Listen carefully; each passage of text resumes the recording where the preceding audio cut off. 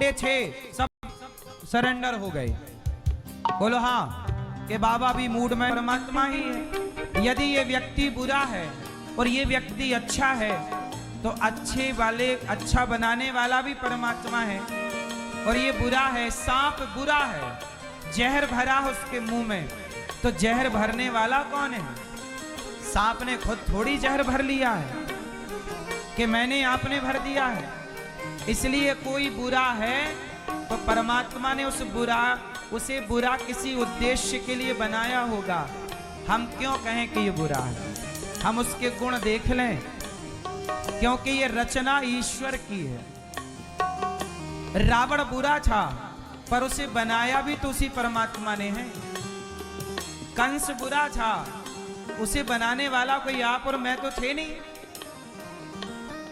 उसे रचा भी तो परमात्मा ने ही है। इसलिए हम कौन होते हैं ये कहने वाले जो ये कहें कि ये व्यक्ति बुरा है? कोशिश यही करो कि आप किसी को बुरा ना करो, आप किसी के साथ बुरा ना करो। कोई बुरा है उसका हिसाब ईश्वर के पास तो डायरी सबकी है, बुरा होगा तो उसकी होगा। आप सबका भला सोचते चलें और जहां जरूरत पड़े वहां अपने कर्तव्यों का पालन करते चलें। कोई आपको, और वो आपको भी लड़नी चाहिए। मेरा कोई उद्देश्य उसे मारना नहीं है, पर वो जब छेड़ रहा है तो उसका जवाब देना मेरा कर्तव्य हो जाता है।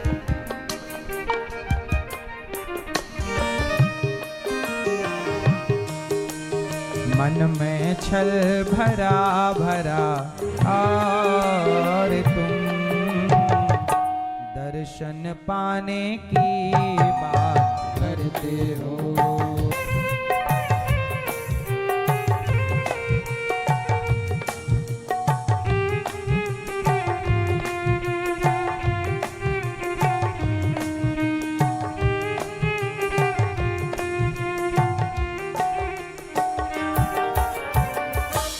कर्म की है गति न्यारी, कर्म परिणाम है न्यारा। कर्म की है गति न्यारी, कर्म परिणाम है न्यारा।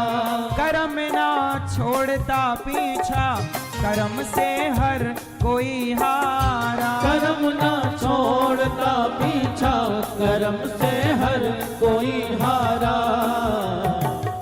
अब यहाँ एक बात बहुत अच्छी मैं आपको समझाऊं। अभी मैंने क्या कहा कि कोई बुरा है तो उसका जिम्मेदार कौन है? भगवान ने बनाया है तो वो व्यक्ति खुद जिम्मेदार होगा उसके कर्म, और भगवान जाने, वो जाने, हम क्यों उलझे। लेकिन एक बात यहाँ और है।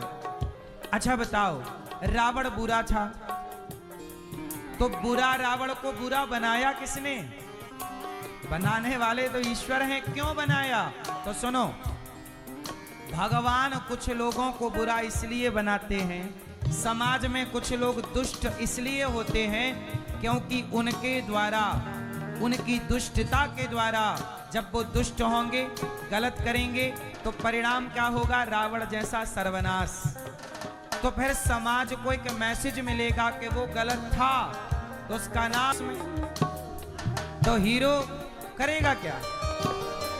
इसलिए अर्थ ये निकला कि बुरे लोग नहीं होंगे तो समाज में जब बुरों का विनाश होगा तो समाज में अच्छाई का मैसेज जाता है। देखो, रावण जब मरा तो आज तक समाज में मैसेज है कि भाई रावण की तरह गलत काम नहीं करना, दुर्योधन की तरह गलत काम नहीं करना, कंस की तरह गलत काम नहीं करना।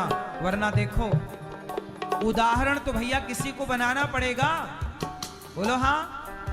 तो आपके मोहल्ले पड़ोस में भी कुछ लोग गलत होते हैं, और गलत के बाद क्या होता है? सारी जिंदगी जेल में कटती है, आज नहीं तो कल पकड़े जाते हैं, मारे जाते हैं। अभी कितने गुंडा, अभी योगी जी ने कितने गुंडों को निपटाया। याद रखना साहब, दोष हमेशा अच्छे व्यक्ति के देखे जाते हैं, बुरे व्यक्ति के दोष नहीं देखे जाते। सीता के दिल में रावण के लिए कुछ जगह है, इतना बोल के कैकेयी तो आग लगाने में माहिर है। ये बातें आपको, ये लिखी बातें बोल रहा हूं मैं, कोई मनमानी गणना नहीं बोल रहा हूं। बहुत सारी रामायण है, उन रामायणों में से एक रामायण की ये कथा है। आप लोग भी कई बार दूसरों के भड़कावे में भड़क के और लड़ाई कर लेते हैं। अब देखो, कैकेयी राम और सीता को लड़ा, न्याय हमेशा। सीता जी बोली, प्रभु आप बताइए किसका चित्र आपने बनाया है? राम, चोरी किया है, कानून दंड देगा। हम लोग बोल सकते हैं कि ये गलत है, हम दंड नहीं दे सकते। बोलो हाँ, आप बोल सकते हैं, थोड़ा सा बोल दीजिए गलत को, सही को गलत मत बोलिएगा।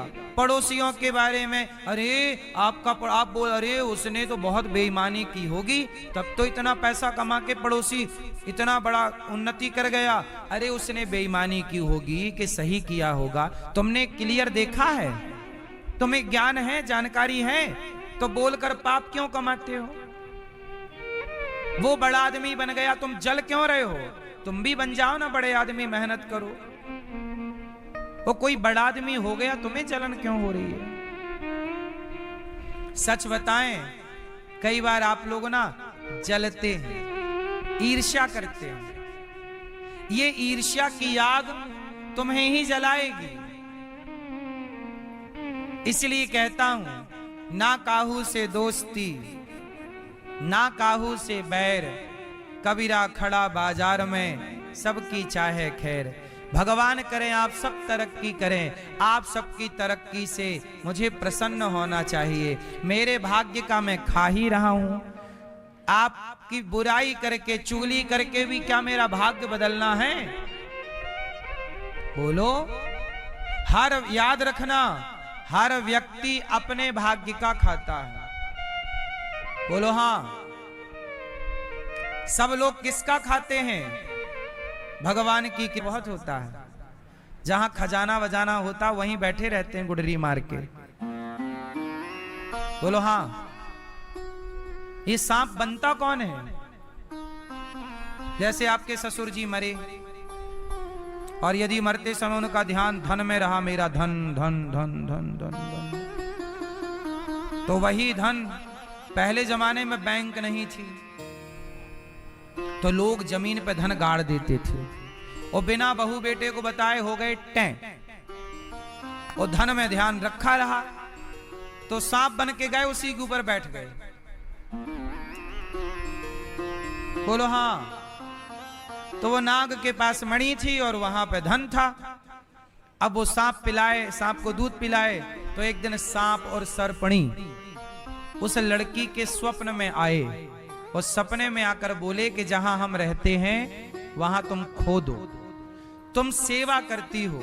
देखो उस लड़की के भाग्य में था, भाग्य में होगा तो भाग के आ जाएगा, और भाग्य में नहीं हुआ तो आया हुआ भी भाग जाएगा। इसलिए आप निश्चिंत रहो, काम करो, मेहनत करो, कर्म करो, चिंता भगवान पे छोड़ दो। अब वो लड़की जहां सांप था वहां पे उस पढ़ी लिखी थी, नेतृत्व करने की क्षमता थी, उसका पति भी ठीक हो गया, अब स्वस्थ हो गया। उस लड़की ने इतना धन पाया, बोले क्या करूं? बोले नगर बसाऊं। क्या करूं? आप लोगों को धन मिल जाए तो आप तो हैंग हो जाते हैं, भाव खिला जाते हैं। जरा सा पैसा पाए कि वह, हमारे गांव में एक आदमी था, जब उसके पास पैसा आए तो दारू पी के पूरे गांव को गाली दे, और पैसा ना रहे तो भैया जी एक बीड़ी दे दो यार, एक बीड़ी तो पिला दो।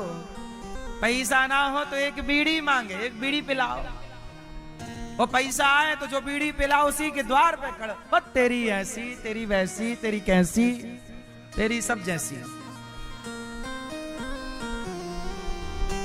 उसी को गाली, पूरे गांव भर को घर घर जाके गाली सुनाए। बोलो हाँ। तो आदमी के पास पैसा आए तो वो उसको पचा नहीं पाता। आपके भी पास पैसा आए तो देखो आप भी फिर कहां हैं, फिर तो यूं यूं यूं चलती कहां है मैया, उड़ने लग जाती है।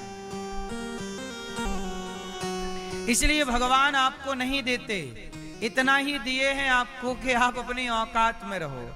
ज्यादा मिल जाएगा तो आप पार हो जाओगे, अपनी हैसियत भूल जाओगे। इसलिए कहता हूं धन उसी को मिलता है जिसके अंदर पात्रता होती है। धन, अडानी अंबानी जी को देखा, कितना धन है उनके पास, पर कितने सरल सहज भाव से वो रहते हैं। तो मैं किसका खाता हूं? भगवान का दिया।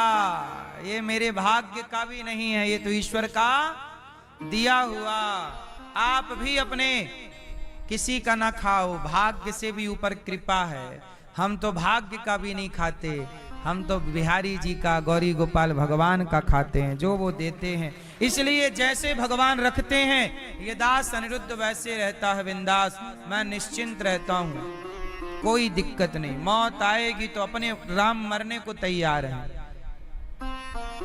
आए मौत, मर के चलो। जिंदगी में जो करना था वो किए। हमारे जीवन के सारे उद्देश्य तो मैया सही बताओ पूरे हो गए कि नहीं? बताओ ये जीवन क्यों मिलता है? अच्छे काम के लिए। तो मेरे से जितनी मेरी बुद्धि, आज मैं 35 साल का हूं लगभग, तो मेरी इस उम्र में जितनी बुद्धि समझ आई, जितना मुझे लगा उतना मैंने अच्छा किया। मैंने किसी का बुरा, आप में से कोई कह सकता है कि मैंने आप में से किसी का बुरा किया? मैंने किसी का बुरा नहीं किया, किसी के बेईमानी का 1 रुपया नहीं खाया। मैंने आपसे भीख जरूर मांगी, मैं आपका ऋणी हूं, इस बात का मैं ऋणी रहूंगा। मैंने आपसे भीख मांग मांग कर सेवा की है, वृद्ध माओं की अखंड रसोई की। अब मैंने जो पुण्य जितना मुझे करना था वो मैंने कर लिया। अब मौत आ जाएगी तो मैं खुल के मर जाऊंगा, क्योंकि ईश्वर के पास जाऊंगा, पूछेंगे हिसाब, तो हिसाब बताऊंगा ना कि मैं प्रभु आपने जीवन दिया था तो मैंने गलत नहीं किया, पाप नहीं किया, जितना हो सका आपके भक्तों की सेवा की है, पुण्य किया। मैं मरूंगा तो पाप कमा के मरूंगा कि पुण्य? कोशिश यही है कि प्रभु पुण्य चले मेरे साथ। इसलिए अपने जिंदगी के सारे काम पूरे हो गए। अब मौत आए तो कोई बिंदास मरेंगे, कोई टेंशन थोड़ी है। आपको भी, आप भी कौन सा मर कौआ खा के नहीं मरोगे। कोई निंदा करके मरेगा, कोई चुगली करके मरेगा, कोई पाप करके मरेगा। मैं चाहता हूं कि आप भी पुण्य करके ही मरें। क्या करना पाप कमा के, क्यों भाई? इसलिए अच्छा भला करने से मजा आता है। अच्छा हम किसी के काम आए। हम देखो यहां भी शान से जी रहे हैं, शान से ही मरेंगे। मरने में भी शान, जीने में भी शान, समझौता नहीं। इज्जतदारी से जियो और इज्जतदारी से मरो। जिंदगी थोड़ी हो पर कलंक के बिना जिंदगी हो, निष्कलंक जिंदगी हो। 100 साल जिए और कलंक लगा के मर गए तो क्या बात की जिंदगी? क्यों भैया? भगवान से यही प्रार्थना है, जीवन थोड़ा हो, निष्कलंक हो। जब तक जिए, प्राण रहें, प्रभु इस शरीर से, यह शरीर आपका है, इस शरीर से समाज की, राष्ट्र की जितनी सेवा कराना हो कराते रहें।